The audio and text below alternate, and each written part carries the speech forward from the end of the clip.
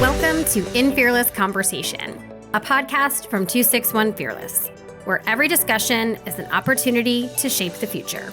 I'm your host, Kim Chaffee, and together we'll explore any topic that impacts a woman's quality of life, from leadership and personal growth to health and financial security. Join me and discover how a fearless conversation can shape the future you deserve.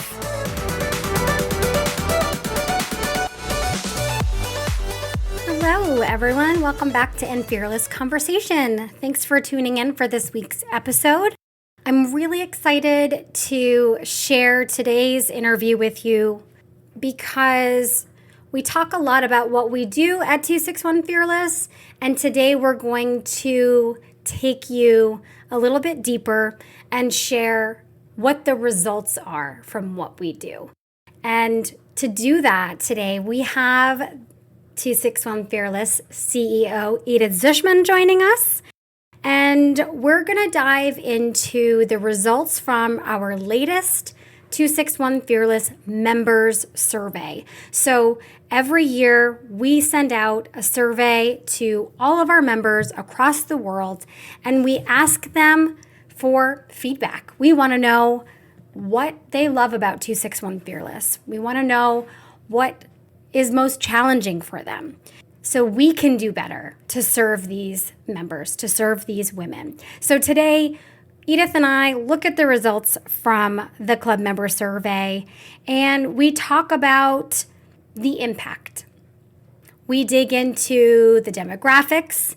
We dig into what women love the most about 261 Fearless, what they feel they've gained the most. We talk about what is the most challenging thing for them to get themselves to a meet run. And we talk about what these results mean looking forward. I'm really excited for this conversation. It's pretty powerful. I hope you enjoy it. Let's get into it.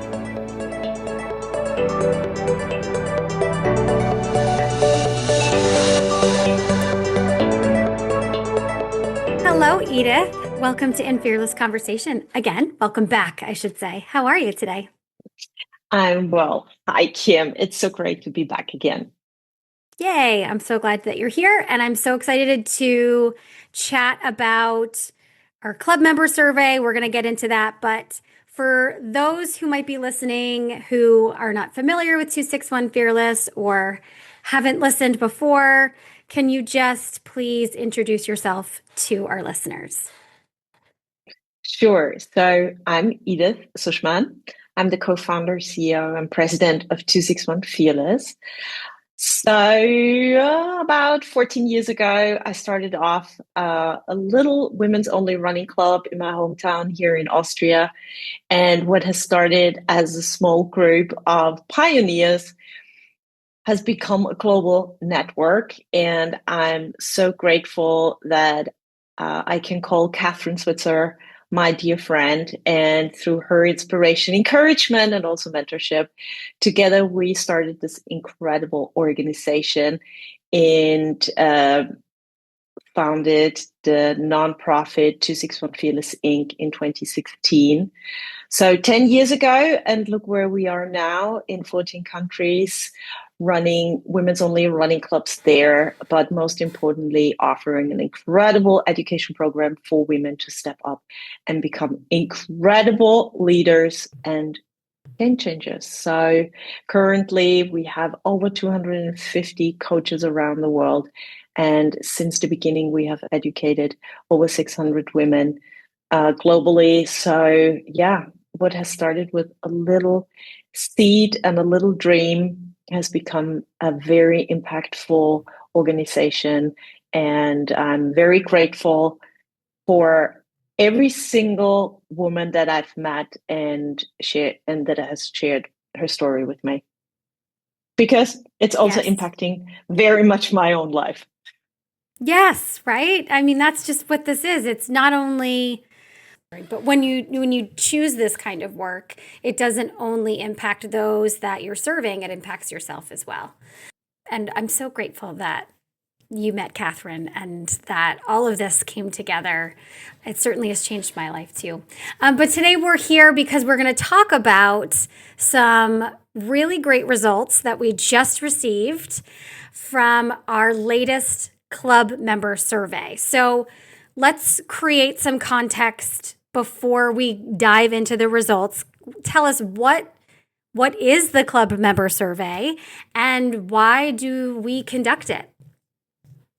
So every day, hundreds of women are out there leading local women's only groups once a week.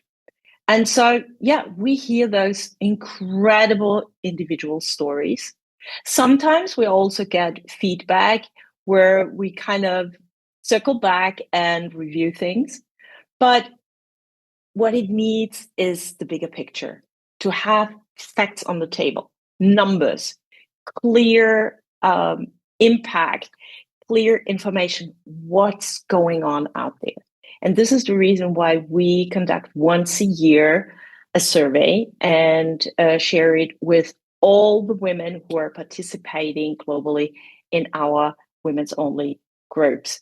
We want to hear their feedback. We want to hear their voice. We want to listen where they stand in their lives, how the club and the 261 Fearless Running Program has impacted their lives, but not only their lives. Actually, there is this ripple effect. Also, we want to know and listen what we can do for them in terms of helping them to feel more empowered, to grow, to enjoy what we dearly love, and this is running. And so this is something we do once a year, and we ask our women, our program participants, for their feedback. And here it is. But I mean, I think this is so significant and unique because we're not just interested in their participation, right? Like it's not just that we're tracking participation numbers. We're tracking and measuring the impact that we're providing or that these meet runs are providing, these coaches are providing. Why? I mean, I think we all know why that's important, but give us your perspective about why that's important, why we need this data, why we want this data. It has several levels. First of all, how do we move forward? So where are the key areas to work on? That's very important for me as a passionate athlete and a very goal-orientated person. I want to have facts on the table. How do we move forward? How we get this to the next level? How can we serve these women in the best way? Second, it is also rewarding, and there are many, many people behind 261 Fearless. They spend hours, days, weeks, months, years to build this organization. There is so much work behind the scenes, and I want them to see what kind of impact they make. They sit at their desks. They are there educating women. They are sharing. They are providing information, knowledge, support. And at the end of the day, we want to see results. And it's also very important for the team to see the results to move on. And third, we're a nonprofit, and 261 Fearless is mainly funded through incredible partners from the corporate world and also donors. And we want to show them also that each single cent they invest in our work is invested where it's needed, where women need the support, where they need to be encouraged, motivated, how it is impacting their well-being, their health, their social integration. How is it impacting their families, their communities? So it has many layers, and it is super important for us to measure this impact to move forward. It's very clear that you're very excited about this kind of stuff. I feel like I can feel your energy and your excitement coming through the screen. And I want to get to the numbers because I know that's, important. It's a survey we conduct every year. In general, is there like one aspect of the survey that you're most excited or curious about? I mean, I know there's so much to this survey, right? We kind of ask a lot of different questions. What do you like? Because we do it every year. So, what are your feelings every year before you see these numbers for the first time? Are you nervous? Are you excited? Or what's the feeling? No, I'm super excited. I'm not nervous about it because as I love this job because I'm not only sitting behind my screen and kind of juggling numbers back and forth. I love to be at the epic centers, which means I love to be with the coaches. I love to be out there at the meet runs. So I'm still coaching whenever I'm home and working with the women on the ground. So it is just, as I said at the beginning, for me, it is just to bring what we feel into numbers and real proof. So that's exciting. And well, for me personally, I'm always very interested how many women hadn't run before they joined one of our groups. Because this was actually my main motivation when I started the very first group, because I asked friends around me, hey, let's go for a run. And they were kind of walked because they hadn't run before and they felt like they are not able to do it, or that they don't belong, or that they are not good enough. And therefore, I said, I want to create a safe space where they can start running, where they feel like nobody's going to judge them. And it doesn't matter how they show up, what kind of experience they have. They just show up and take the first running step. So it is always interesting for me to see, okay, how many women hadn't run before they joined one of our groups? And because that's where the miracle happens. And interestingly, so 40% of the club participants hadn't run before they joined the group. And this is what we see and where we really made a huge impact. Because now they know they can run a mile, a K, perhaps even more. And this is always like this powerful vehicle where women understand, if I can do this, I can do much more. And so that, for me personally, like, it gives me goosebumps, because this is what we want to achieve with our local clubs, to help them, no matter how old they are, what kind of experience, background, blah, blah, blah. They took the first running step, and now the journey has kicked off. So that's wonderful to see. On the organizational level, for us, it is always important, okay, what kind of impact do we make on their health? That's something we can really specifically are able to measure. And as we know, health is not just health in general, it's the physical, it's the mental, and the social health. And here it is incredible to see at what kind of level we can bring these women.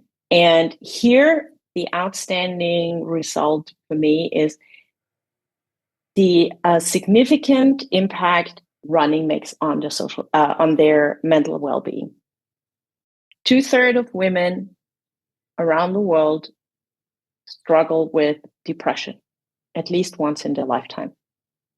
And so giving them a tool and an opportunity to move, to run, to have a safe space and supportive community, this makes all the difference. So we asked them to rate from 1 to 5. 5 is very good. 1 is very low. We are with mental health ranking at 4. So, dear coaches, you're doing a brilliant, brilliant job. Thank you for that. That's amazing. That's amazing. Okay, you've started to give us a little taste of results. What else do you have for us? What are maybe a few more takeaways from the survey results? So I think let's dig briefly into the demographics. What Catherine and I are currently super excited about are that we see more and more women in their 20s running. That's amazing. And we know this is definitely all this push from social media and all the groundwork Catherine and all the pioneers have done.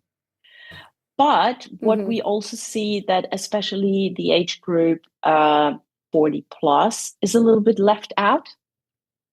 And actually, this is exactly the group we are targeting. So the age group between 40 and 60 is the biggest one within our community. So they found their space. Women going through menopause, they often, not only girls, when they go through puberty, drop out of sport. We also know that this life stage, these years when the next transformation happens to women, this is a trigger to drop out from sports. And here we offer women a space where they can continue, where they get the support, the motivation, and also where we share knowledge about how to get best through this period and become still the best of yourself. So I'm super happy that this is a space for them, but also definitely also for the younger generation. But here, this is where we currently have our most participants. And just to kind of piggyback off of that, because I think another piece for that age demographic that's really important is the community aspect. Because when you're going through this period of your life, perhaps I am in that space, you can kind of get to a place where, like you said, you kind of give up that athlete kind of aspect of your life, and almost want to isolate a bit. And having that community, having that support is not only important to get you to continue to be physically active, but again, that mental health piece, which is so important. So I just wanted to add that in there because I think that's also significant. Absolutely. And also for 261 Fearless is a lot about education.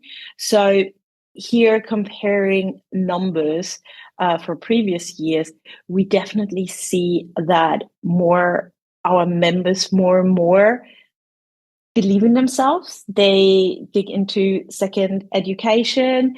They also step up as leaders. So, for example, 49% had no leadership responsibilities in 25. This year, it's only 42. So it has dropped. Okay. And on the other end, more women took on the opportunity to lead in their professional lives. So that's wonderful to see. And this is also something that we want to support, and that this happens. Because, as I said, running is just a vehicle. If you can run this mile, you can do much more. Perhaps a little bit about the club experience. Here also, as I said, for us, it is important to support our participants, the women who join the meet runs, to foster their health. And so over 50% are active more than 2 hours per week, which means this. So as you know, 2.5 hours per week is the recommendation from the World Health Organization to foster their your well-being. And so we are super excited that 50%, more than 50% actually, of our group participants achieve that goal. And this has also improved in comparison to the previous years. And also, what is the motivation to join a women's only running group or to actually start running? As I mentioned at the beginning, so 40% of our club members, they're joining the group with no running experience. And so they are aiming to become the fittest of themselves, but also, as you said, this social component, connecting to other women, to find new friends, to stay connected, to still be integrated. And about 20% of our members are already retired. So you get to a point in your life where you lose the social connection within your professional life. So starting from scratch and kind of building up a new life where you know you can count on these people, they are here for you, they cheer you on, that's super important. So that's also important to understand. What is the motivation for women to lace up their running shoes? And it's mainly the social aspect, but also the safety aspect. Having a group where you're not judged, where nobody leaves you behind, where you get the support, even if you're not having a good day, it doesn't matter. So I think very important for us to understand these kind of things. But on the other end, the flip side, what are the things that challenge our women? So what keeps them away from running regularly? And it's definitely everything that's on their shoulders in terms of work, family, so not having childcare or our care of relatives and so on. So these are all things that kind of, living on the shoulders of our women. And so here we have wonderful information. How can we create the environment and our offer to help them to overcome these challenges? Yeah. So looking at that, what do you think this tells us about women, what women need the most right now? Yeah, first of all, this safe space, and also the encouragement that they shouldn't feel guilty if they miss out once. As you said at the beginning, we are not counting the hours or the participation dates and all these things. We cheer them on. And when they join, we celebrate them. And if they can't, we don't give them a bad or kind of make bad feelings or judge on them. We understand what women are facing every day. So also sharing our own experiences. We don't have good days every day. So just stay human and it's okay. And we continue to motivate, inspire you. And there will be the moment when it's okay again. And so also lowering the barriers, understanding, okay, is there perhaps another option to get them involved? So to give you an example, I know groups that they offer, for example, once in a month during the winter time, virtual strength training, just to lower the barrier so that you don't need to drive or kind of, reorganize things. So also the creativity and the feedback is so super important to make it better, accessible, and put it in smaller pieces so that it's digestible. I love that. I that's a brilliant idea to offer something that's virtual once a week, every once in a while, to kind of keep people engaged, because like you said, the barriers are real and we need to try to meet people where they're at while challenging them at the same time. So very cool. I love it. Okay. I want to do a little of finish this sentence. So here are a few. Okay. These survey results prove that we are for real. Ooh, I like it. Tell me more. Dig in a little bit deeper on that. What do you mean? Often, especially in the professional world, finally it came through. So yeah, you just run once a week or you just run for fun. That's not for real. It is for real because it really gets you away from all the pressure we are dealing with. It gets you to a space where you're just you, where you have fun. Fun is so important for our lives because everything is taken so seriously let's keep everything apart. And this 1 hour per week can make all the difference. So that's what I mean. We are for real, and it makes a huge impact. I love it. I love it. Okay, next one. The thing I'm most proud of is our coach team. When I go through the individual feedbacks, almost every single one is cheering and grateful for the women who show up every week and lead with passion and give the women a space where they feel safe and where they can be just themselves. So kudos to our incredible hundreds of women who show up every week and live the role of a coach. I love that. Absolutely perfect. Okay, 261 Fearless women, 261 Fearless women are showing us that the first fearless step can make all the difference. I think that speaks for itself. I don't think we even need to elaborate anymore on that. Nope, that's perfect. Okay, next one and last one. The biggest opportunity ahead is? Biggest opportunity ahead is that running provided, especially to women who are still living in a very fearful place, can change not only their lives, their families, their community, it can really change the world. Yeah. So providing them the space and integrating them through sport, through running, into what we so much love can make this world, an incredible one for each single one of us.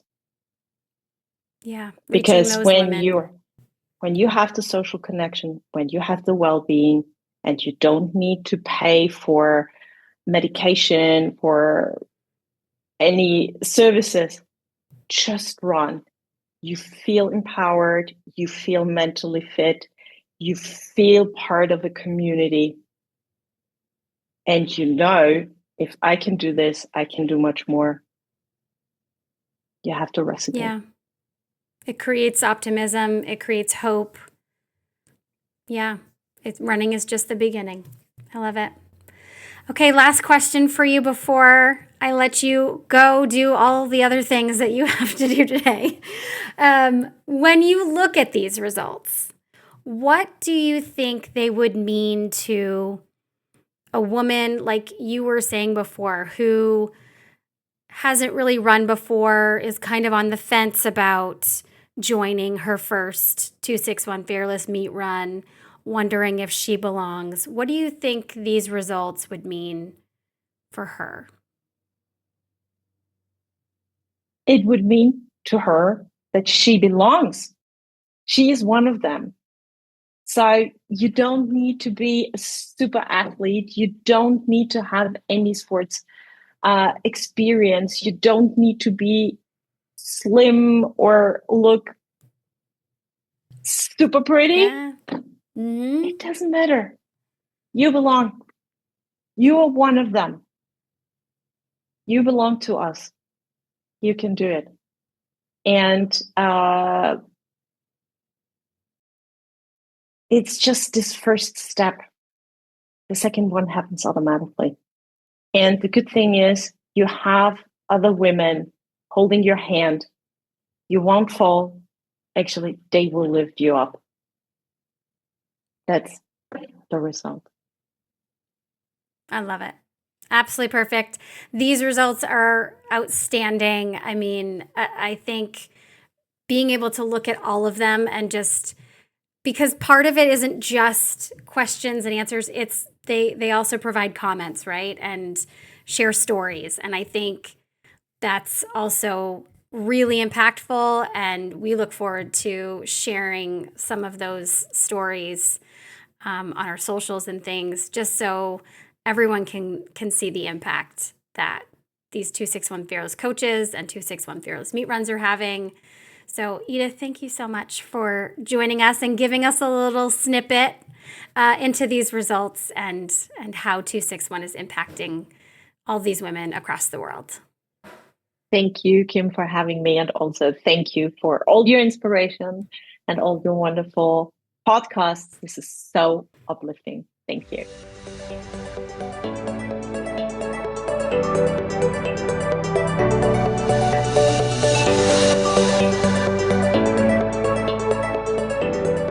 I want to thank Edith Zuschmann for joining me for this Fearless conversation.